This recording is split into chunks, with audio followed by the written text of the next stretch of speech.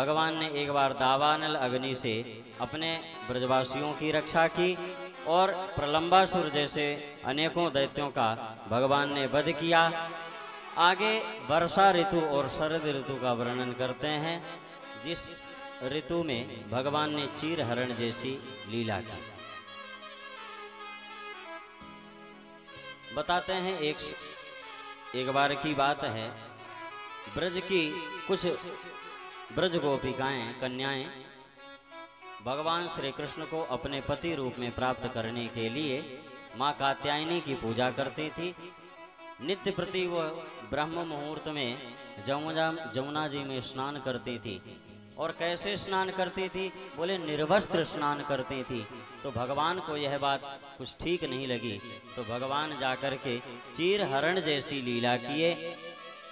और चीर हरण जैसी लीला करके लोगों को इस विषय में बड़ा संदेह होता है, लेकिन महाराज चीर हरण जैसी लीला करके भगवान ने उन गोपियों को केवल यही शिक्षा दी कि आप लोग जो कर रही थी वह गलत है। गलत कैसे है?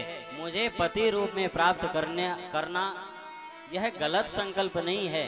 ठीक है, माना मैंने कि आप भगवती कात्यायनी माता की पूजा के लिए ब्रह्म मुहूर्त में जमुना जी में स्नान करती हैं, लेकिन देखो देवियों, आप लोग निर्वस्त्र जल में जमुना जी में स्नान करती हो, तो निर्वस्त्र स्नान करना यह हमारे वरुण देवता का अपमान है।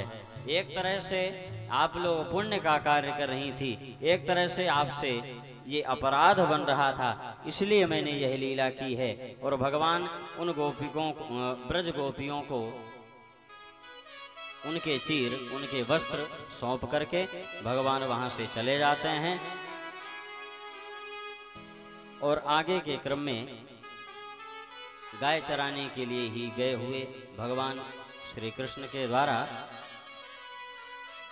यज्ञ कर रहे ब्राह्मणों की पत्नियों पर भगवान ने अनंत कृपा की। इसी